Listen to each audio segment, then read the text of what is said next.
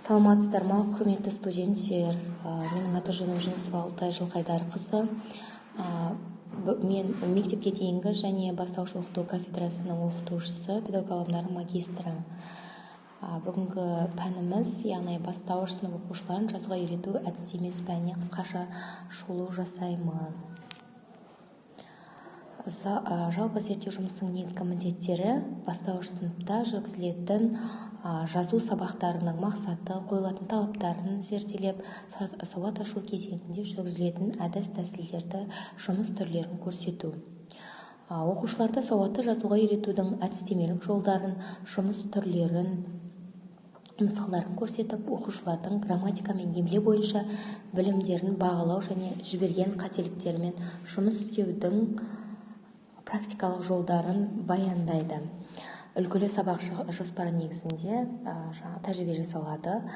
Негізгі мақсатымыз бастауыш сыныптарда тіл дамыту жұмыстары арқылы, яғни сауат ашу негізінде жазу дағдыларын қалыптастыру, сауаттылыққа үйрету әдістерін жинақтау, талдау және тиімді түрлерін негіздеу. Білім деңгейлерін анықтау критерийлері: жоғарғы деңгей, бастауыш сынып оқушылары жазу дағдысын қалыптастырудағы тіл дамыту жұмыстарының қажеттілігі өте жақсы түсінеді. Қызығушылығы тұрақты, көркем жазу дағдысы қалыптасқан, жазу тәртібін сақтайды. Берілген жұмысты тез түсініп, жаттығуларды жылдам орындайды, әр элементтерін байланыстырып, үзіліссіз жаза алады. Баспа және жазба әріптерін айыра алады. Кеңістікте бағдарлау дағдысы қалыптасқан, шағын мәтіндерді дұрыс құрастырып жазады және есте сақтау арқылы сөздерді, сөйлемдерді жатқа жаза алады. Орта деңгейі: бастауыш сынып оқушыларының жазу дағдысын қалыптастырудағы тіл дамыту жұмыстарының қажеттілігін жақсы түсінеді. Қызығушылығы тұрақты, көркем жазу дағдысы орташа қалыптасқан, жазу тәртібін сақтайды, бірақ қателер берілген жұмысты түсінеді, жаттығулар баяу орындайды, әріп элементтерін байланыстырып, үзіліссіз жазу тәртібін сақтауда қателіктер жібереді. Баспа және жазба әріптерін айыра алады. Кеңістікте бағдарлау дағдысы бойынша қалыптасқан шағын мәтіндерді дұрыс құрастырып жаза алады.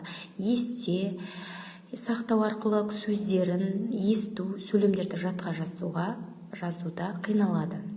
Төменгі деңгейде бастауыш сынып оқушылары жазу дағдысын қалыптастырудағы тіл дамыту жұмыстарының қажеттілігін түсінбейді.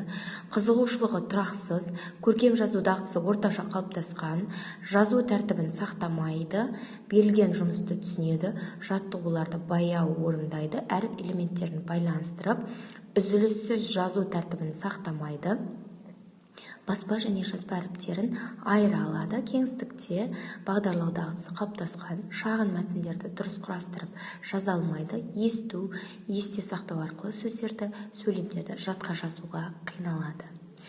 Жалпы жүргізілген зерттеулер бойынша ұсыныстар негізгі бастауыш сынып оқушыларын жазу дағдысын қалыптастыруда, яғни өз деңгейін өткізу үшін мектеп мұғалімдеріне алған оқу құралдарын, әдістемелік нұсқаулықтарды дайындау қажет.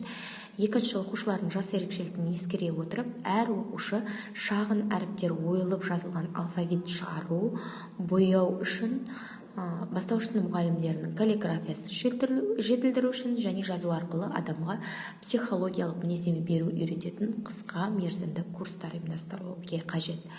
Жалпы осы жазуға үйрету, сауат ашудың негізгі мақсаты айтылым, тыңдалым, жазылым және оқылым дағдыларын қалыптастыру арқылы тұлғаның жан-жақты дамуына мүмкіндік жасау.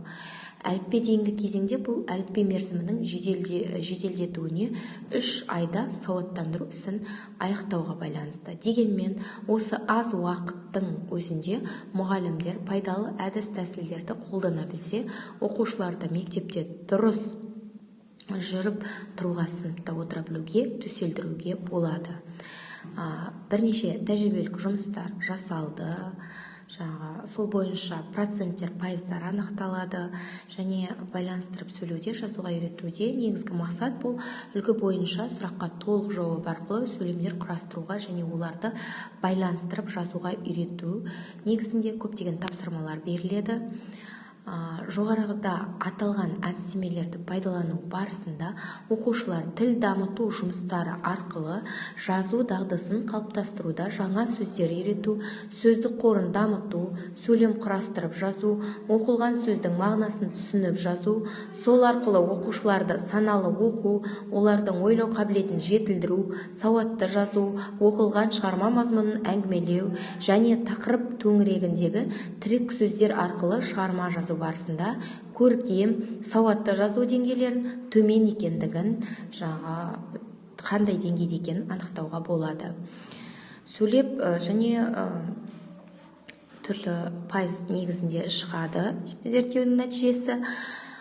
Жалпы болжам бойынша бастауыш сыныпта сауат ашу кезеңде тіл дамыту әдістемесін түрлендіре отырып жүйелі тиімді қолданса, онда әліппені 3 кезеңінде бағдарламаға сай оқушылардың жазу дағдысын өз деңгейінде қалыптастыруға болады. Жүргізілген жұмыстар бойынша ұсыныстар жазылады және 4 кезең бойынша бөліп көрсетуге болады сауат ашу кезеңін. Бірінші кезең дауысты дыбыстардың жуан, жіңішке болып бөлінуі, дауыссыз дыбыстардың түрлері үйретіледі. Екінші кезеңде қысаң дауысты дыбыстармен буынның түрлерімен танысады, сюжетті суреттермен, кестелермен жұмыс жүргізіледі. Үшінші кезеңде жіңішке дауысты дыбыстарды дауыссыз дыбыстардан ажыратып жазуды үйретеді. Төртінші кезеңде орыс алфавитінен енген дыбыстармен, олардың әріп таңбаларымен жұмыс жүргізу. Зерттеу негізінде мынандай міндеттер қойылады. Сауат ашу кезеңдерінде бастауыш сынып оқушыларының жазу дағдысын дамытудың басты ерекшеліктері жайындағы білімнің көлемі мен мазмұнын байқау. Екінші, сауат ашу кезеңдерінде бастауыш сынып оқушыларының жазу дағдыларын дамыту жұмыстарының ең тиімді әдіс тәсілдерін байқаудан өткізу. Және сауат ашуға, жазуға байланысты түрлі тапсырмалар, сергіту сәттері, логикалық тапсырмалар, шығармашылық тапсырмалар орындалады. Педагогикалық тәжірибе жұмыс барысында сауат ашу пәнінде бастауыш сынып оқушыларының жазу дағдысын дамыту тәжірибесін қалыптастыру бойынша зерттеу эксперименттерін ұйымдастыру үшін мынандай міндет қойылады. Яғни, сауат ашу кезеңдерінде бастауыш сынып оқушыларының жазу дағдысын дамыту тәжірибесін қалыптастырудың жалпы қойылымын айқындау, сөздікпен жұмыс және көру диктанты, әліппе кезеңі, әліппеден кейінгі кезеңдер қалыптастырылады. Әліппе кезеңін қысқаша тоқталатын болсақ, бұл кезеңде дауысты дыбыстардың жуан, жіңішке болып бөліну, ашық естілетіні, дауыссыз дыбыстардың ұяң, созылыңқы, кейбір шұғыл түрлері таныстырылады. Яғни дыбыстық талдау, жинақтау дағдылары жетілдіріледі. Әліппе әріптерін меңгеріп, әріптердің баспа және жазба түрлерін бас және кіші әріп ажырата білуді үйретеді. Ал әліппеден кейінгі кезеңде, бұл кезеңде оқушылардың оқу және жазу машықтары жетіле түседі. Мәтіндерді дұрыс, ырғақты оқу, іштей оқу, түсініп, мәнерлеп, шапшаң оқу, тыңдау, түсіну, байланыстырып сөйлеу, каллиграфия нормаларын сақтау, сауатты, қатесіз жазу дағдыларын қалыптастырады. Әліппе соңында берілген материалдардың білімдік, тәрбиелік жағынан мән беріліп, әліппемен қоштасуға арналған өлең тақпақтары үйретіледі. Бұл кезеңнің ерекшелігі маңызын жете көрсету үшін әліппе серігін түрлі суретті кітапшалар кеңінен пайдалану ескеріледі. Назар салып тыңдағандарыңызға рахмет.